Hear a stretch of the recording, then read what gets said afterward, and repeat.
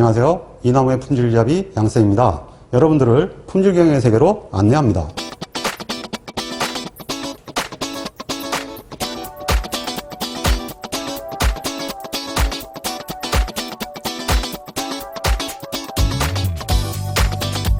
샘플링 검사의 제4강은 기업에서 가장 많이 활용하는 2단계 샘플링에 대해서 학습합니다.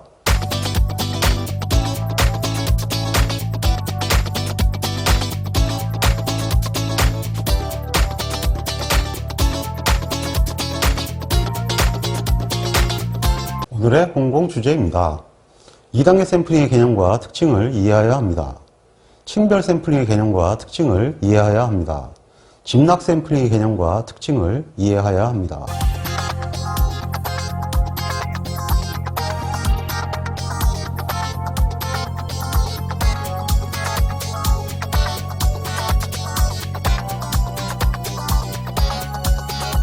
제4강의 첫 번째 주제는 2단계 샘플링입니다.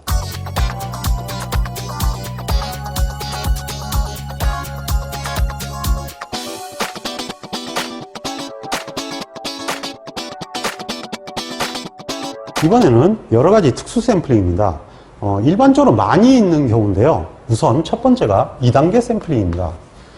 투 스테이지 샘플링이라고 하는데요. 먼저 이미 언급된 대로 2단계 샘플링은 일단 입고된 자재가 하나의 덩어리로 온 것이 아니고 M개의 덩어리로 나눠서 들어온 거예요. 그러니까 M개의 서브로트로 들어왔다, 이렇게 얘기를 할 수 있겠죠. 근데 이 서브로트가 너무 많아가지고 하나씩 다 시료를 뽑을 수가 없는 거예요. 그래서 할 수 없이 이 M개의 서브로트 중에서 M개를 선택을 합니다.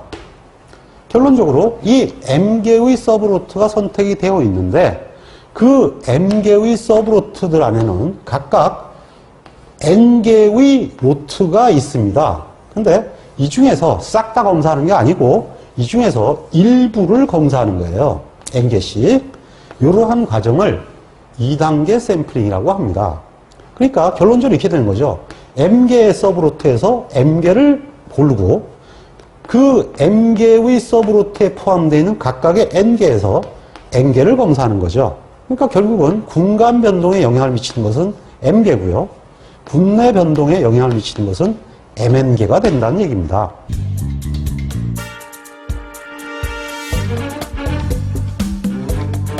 그러면 2단계 샘플링의 오차 분산을 구해보도록 하겠습니다. 역시 유한 모집단이 되기 때문에 당연히 M-1분의 M-M이라는 초기화 개수가 포함돼서 군간 변동이 일어나고요. 시그마 B제곱은 M개를 뽑았습니다. 이번에는 군내 변동도 역시 마찬가지로 M-1분의 M-N이 되는데요.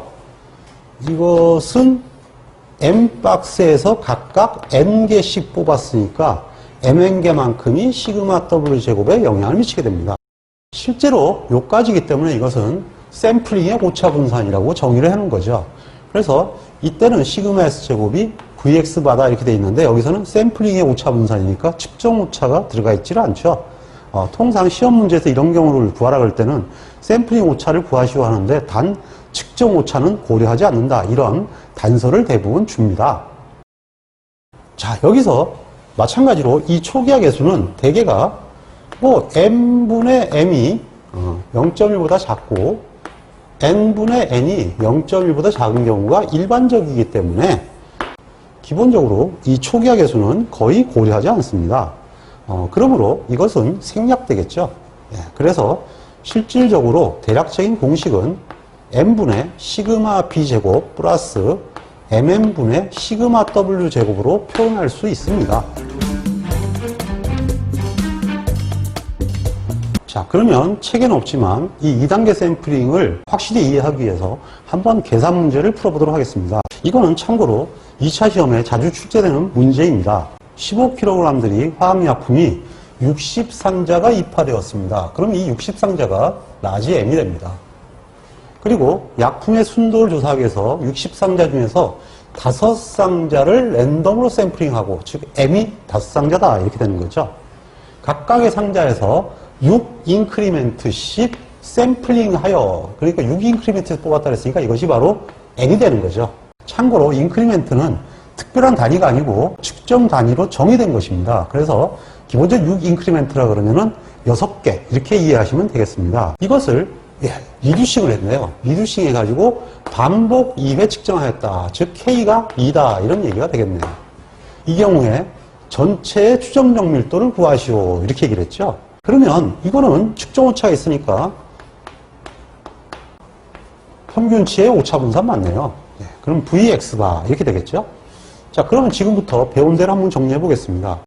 초기화 개수는 처음부터 고려하지 않아도 됩니다. 그러니까 n분의 n이 뭐 0.1보다 작으니까 뭐 어쩌고 이 단수도 필요 없고요. 그냥 초기화 개수는 없다고 생각하세요. 이 문제가 나오면 그냥 바로 풉니다. 무슨 얘기냐 하면 분간 변동은 5상자를 뽑았고 분내 변동은 5상자에서 6 인크리멘트씩 떴습니다. 그리고 이것을 모조리 축분했다 그랬어요. 그리고 축분한 표본을 2번 측정을 했다고 했습니다. 그러면 평균체 추정 정밀도는 5분의 0.2의 제곱 플러스 30분의 0.35의 제곱 플러스 0.1의 제곱 플러스 2분의 0.15의 제곱이 되겠네요.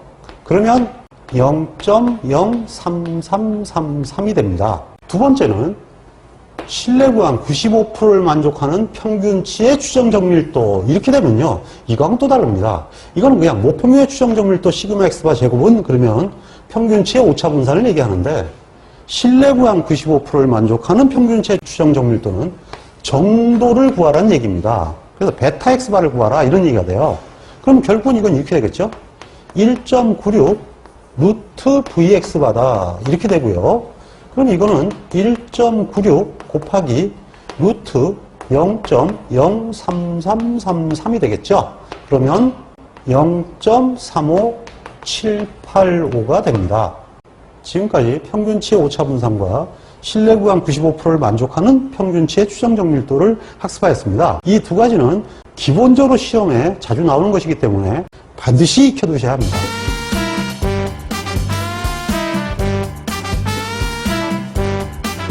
자, 그러면 이 2단계 샘플링의 장점과 약점을 한번 확인해 보도록 하겠습니다. 이 2단계 샘플링은 샘플링 자체가 굉장히 쉬워집니다. 왜냐하면 전체를 랜덤 샘플링 하는 것보다 일단 이렇게 먼저 몇 개를 추려놓고 거기서 다시 뽑는 거기 때문에 샘플링이 쉬워질 수밖에 없습니다. 왜냐하면 랜덤 샘플링을 하려고 그러면 모든 걸 다 해체를 해야 되는데 이걸 가지고 포장해 해포 비용이라고 합니다. 근데 2단계 샘플링은 일부만 해체를 했다가 조립을 하기 때문에 해포 비용이 월등히 줄어들죠. 그러므로 시간과 비용이 매우 저렴한 결과가 나타나기 때문에 효율적 검사라고 할 수 있죠. 근데 뭔가 나빠지는 게 있어야 되겠죠. 기본적으로 랜덤 샘플링과 비교하면 오차 분산의 정밀도가 나빠집니다. 아까 랜덤 샘플링의 경우에는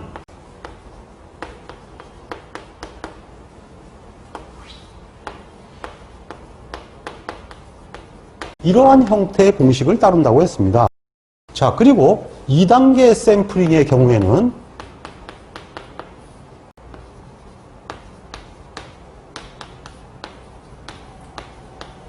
이러한 형태의 공식을 따른다고 했습니다.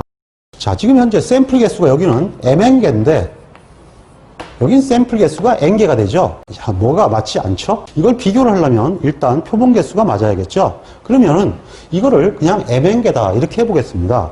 어차피 mn개가 됐던 n개가 됐던 그 자체가 n개이기 때문에 그냥 이거는 이렇게 나눠지겠죠.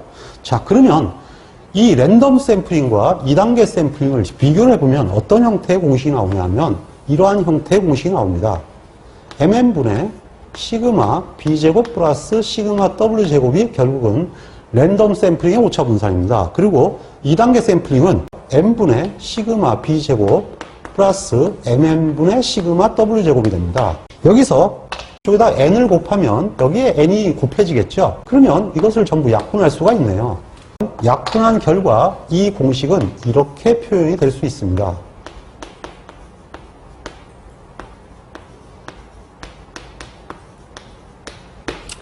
결론적으로 이 n이 1이라면 두 개는 같아지지만 n이 1보다 크다면 무조건 이거는 1 이상이다 이렇게 결과가 나오게 될 것입니다. 즉 쉽게 얘기해서 2단계 샘플링이 랜덤 샘플링보다도 3포가 더 크다 이런 얘기가 되죠. 그러면 2단계 샘플링이 랜덤 샘플링과 산포가 같아지려면 이것이 1이면 같아지게 되는데 저것이 1이라는 얘기는 뭐냐 하면은 2회 샘플링이 한 개씩이어야 된다는 얘기입니다. 즉, 그 얘기는 이런 얘기가 됩니다. 만약에 표본 30개를 구한다면 상자를 30개를 뽑아서 각각의 표본을 하나씩 뽑는 것이 가장 효과적이다. 이런 얘기가 되는 거죠. 그러니까 서브로트의 수를 늘리면 늘릴수록 2단계 샘플링은 효능이 있는 검사가 되고 서브로트의 수를 줄이면 줄일수록 샘플링 오차가 나빠지기 때문에 가급적 서브로트의 수를 증가시키는 형태로 설계를 해야 된다는 얘기가 되겠습니다.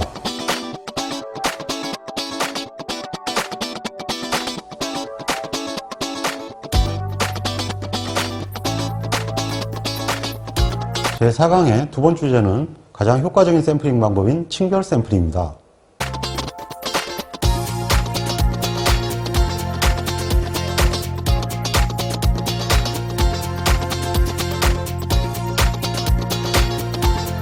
자, 두 번째는 층별 샘플링입니다. 층별 샘플링은 M개의 서브로트가 입고가 되었는데요.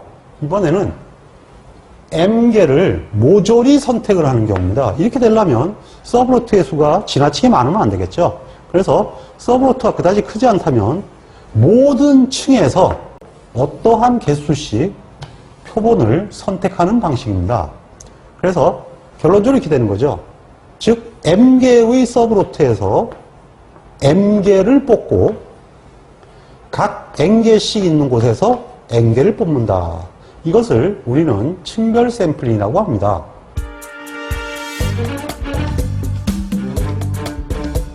자, 그러면 층별 샘플링의 오차 분산을 계산해 보도록 하겠습니다. 마찬가지로 M-1에 M-M을 하게 되고 군간 변동은 M개의 영향을 받게 되죠. 그리고 N-1분의 N-N인데요. 군내 변동은 MN의 영향을 받게 됩니다. 이번에는 근데 여기서 M을 M만큼 샘플링을 했다고 했습니다. 그러면 이 개수가 0이 됩니다. 그러면 이 값이 얼마이든 간에 0을 곱하는 꼴이 되니까 기본적으로 이 값 자체가 의미가 없어져 버리죠. 그래서 실제로 남는 공식은 얘만 남게 되고요. 층별 샘플링은 MN분의 시그마 W 제곱이다. 이렇게 오차 분산이 계산되게 됩니다.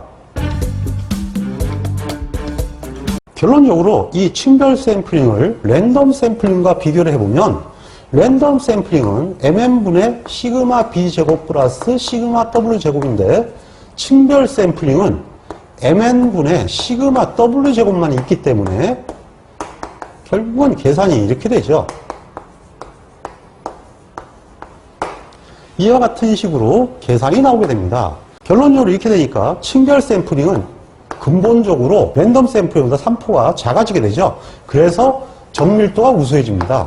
층별 샘플링 역시 랜덤보다는 서브로트를 대상으로 샘플링하기 때문에 샘플링도 쉬워지죠. 그리고 특히 더 좋은 것은 군간 변동이 크면 클수록 좋다는 얘기입니다. 군간 변동이 크면 클수록 좋다는 얘기는 군간 변동이 나타나지 않으니까요. 그래서 올바른 층별 샘플링의 설계 방법은 군간 변동을 극대화할수록 평균치의 오차 분산을 최소화할 수 있기 때문에 그 얘기는 오차 없이 로트를 평가할 수 있다는 얘기가 됩니다. 가장 좋은 샘플링법이 되죠. 자, 그러면 실무 팁입니다. 과연 어떻게 하면 군간 변동을 크게 할까요? 책에는 그렇게만 나와 있습니다. 우리 품질 관리하는 사람들의 최대의 약점이 이것이 무엇인지를 모른다는 것입니다. 군간 변동을 크게 하는 샘플링 방법은 작업 변경점을 중심으로 표본을 뽑는 것입니다. 작업 변경점이란 기본적으로 지그나 픽스처가 고체가 되거나 작업자가 조대가 되거나 서브로트가 변경되거나 촉매나 부원료를 교체하거나 또는 환경설비 즉 백필터나 등을 교체를 한 경우에 해당합니다. 이러한 경우를 작업 변경점이라 하는데 이러한 작업 변경점이 발생하게 되면 셋업을 다시 하게 됩니다. 셋업을 다시 하게 되면 평균치의 변동이 일어나게 되는데 평균치의 변동이 일어난 것이 바로 군감 변동입니다. 그러므로 그 군감 변동을 확실하게 잡아내고 관리를 하려면 기본적으로 작업 변경점 위주로 품질 일부가 작성되고 관리를 해야 됩니다.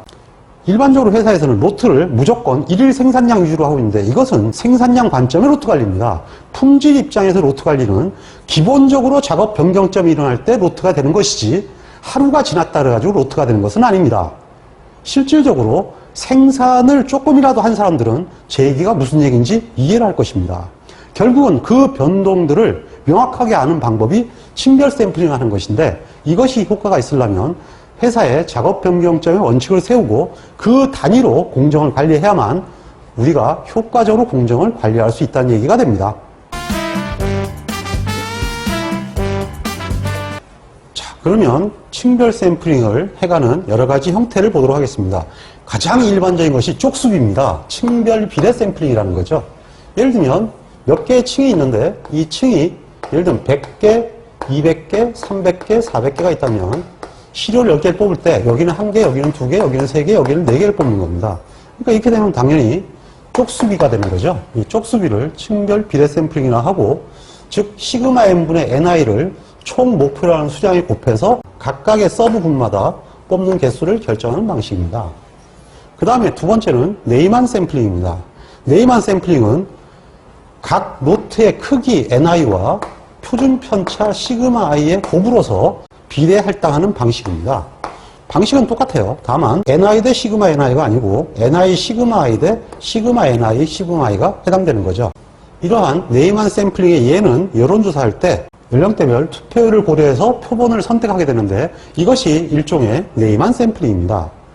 그 다음에 세 번째는 데밍 샘플링이 있는데요. 데밍 샘플링은 네이만 비율에다가 코스트의 제곱근을 나누어서 구하는 방식인데요. 일반적으로는 많이 사용하지는 않습니다.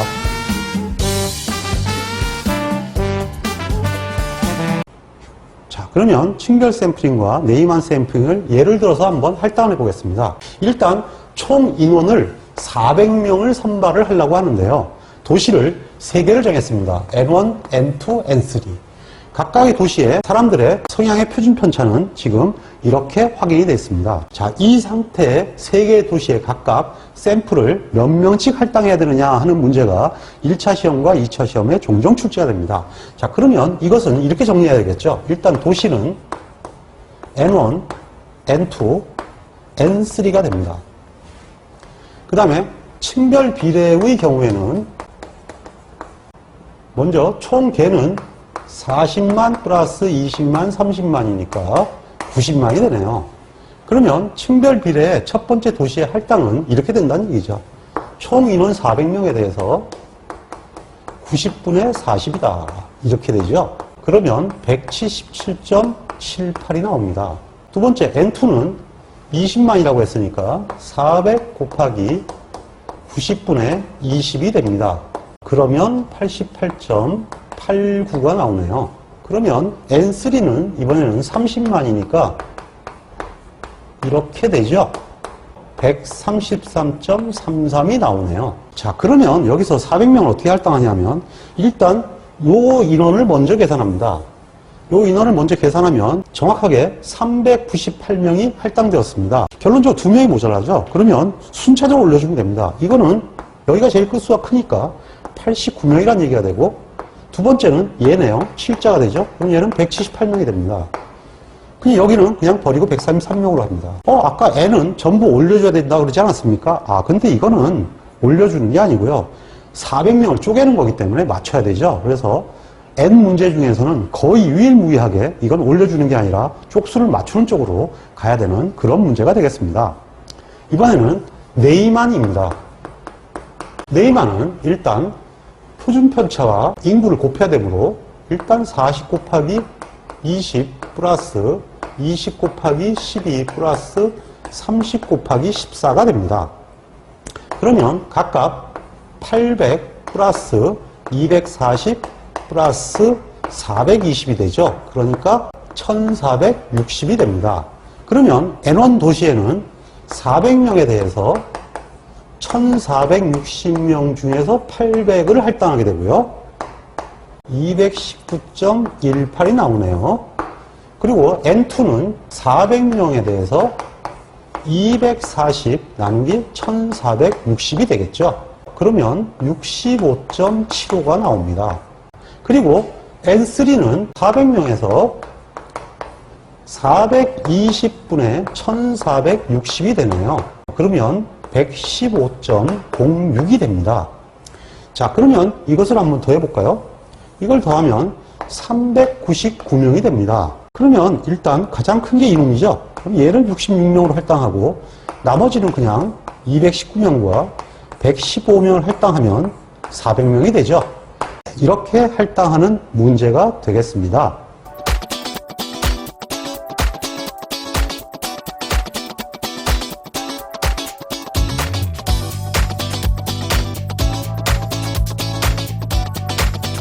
제4강의 세 번째 주제는 집락 샘플링입니다.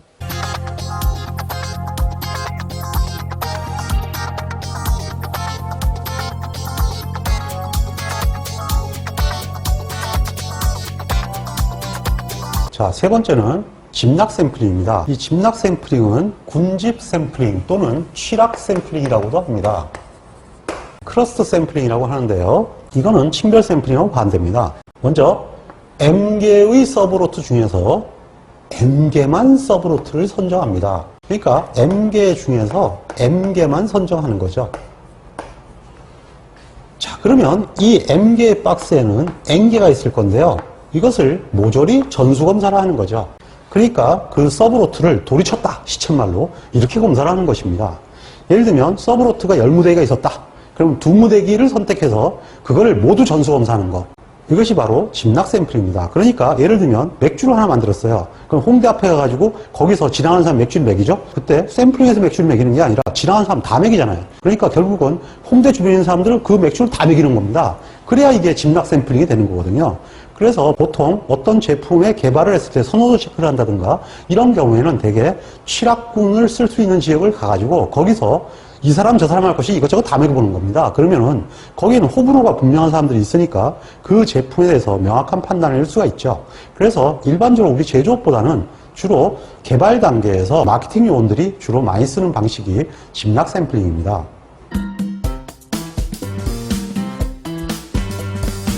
그러면 집락 샘플링의 오차 분산의 정의를 보도록 하겠습니다. 역시 마찬가지로 m-1분의 m-m이 되고요. 그러니까 군간 변동은 m이 되겠죠. 그리고 군내 변동은 m-1분의 m-n이 되는데 mm분의 시그마 w 제곱이 되죠. 여기서 2차 시료가 서브로트 전체를 대상으로 검사를 하므로 이 값이 기본적으로 여기서는 0이 돼버립니다. 이 값이 0이 되니까 얘는 무슨 값이 나오든 간에 결국은 0이 되죠. 그래서 전체가 필요 없는 값이 돼버립니다. 어차피 초기화 계수는 그다지 고려하지 않으니까 이 값은 m분의 시그마 b 제곱이 됩니다.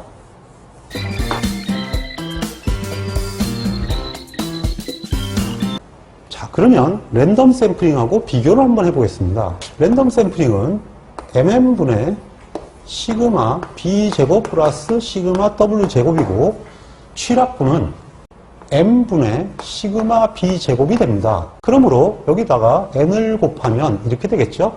약분을 하면 이와 같은 식이 나옵니다.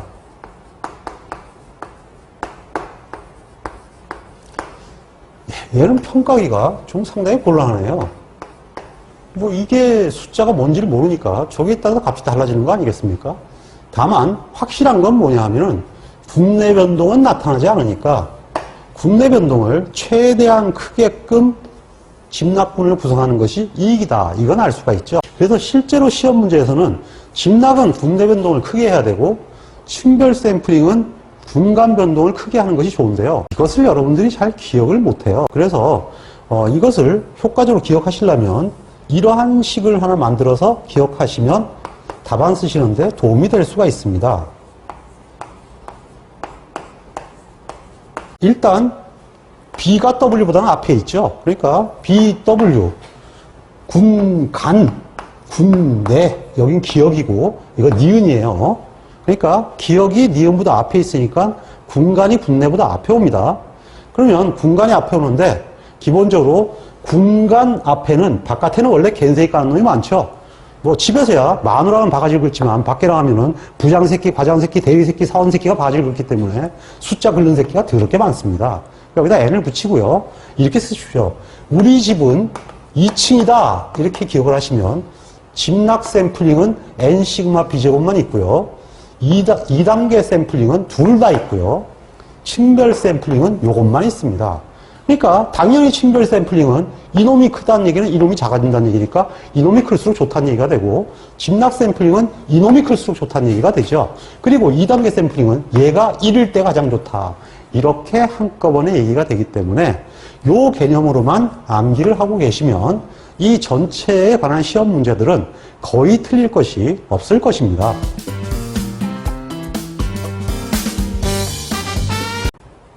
지금까지 학습한 내용에 대해서 기초 다지기를 가지고 다시 한번 다지고 가도록 하겠습니다. 이 시험 문제도 2차 시험에 적어도 3년에 한 번꼴로 나오는 그런 시험 문제입니다. 일단 문제가 이렇게 주어졌네요. 4개의 같은 크기의 층으로 되어 있다. 즉 서브로트가 4개란 얘기입니다. 군간 분사는 10%이고 군내 분사는 4%이다. 이렇게 얘기했네요. 각 층에서 한 개씩의 표본을 뽑았다고 그랬으니까 모든 층에서 표본을 뽑았다. 즉 m이 4이다. 이런 얘기입니다. 그리고 한 개씩의 표본을 랜덤 샘플링했다는 얘기는 n을 한 개씩 했다는 얘기죠.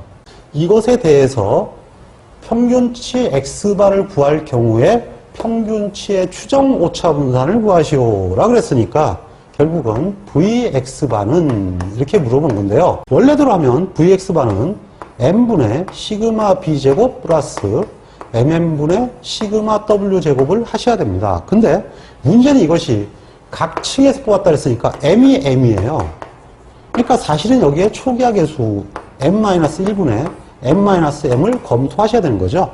한마디로 해서 m이 m이니까 이 값이 얼마이든 간에 그냥 통째로 0이 돼버립니다.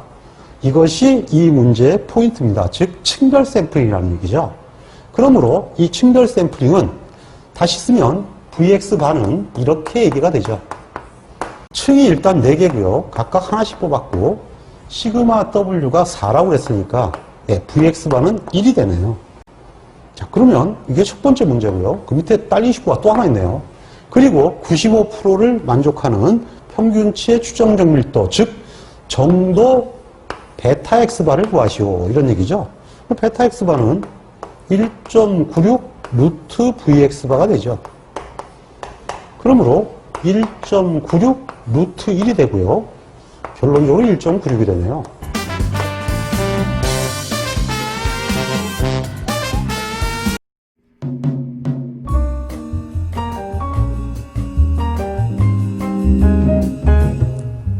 품질을 계산하는 것은 우리에게 매우 중요한 과제입니다. 품질을 계산하기 위해서는 반드시 측정이라는 과정을 거쳐야 합니다. 측정할 수 없으면 계산할 수 없기 때문입니다. 우리는 통계적 품질 관리를 통하여 측정 기술을 배우고 있습니다. 끝까지 학습하셔서 훌륭한 품질 엔지니어가 되시기를 기원합니다. 홍콩 파이팅!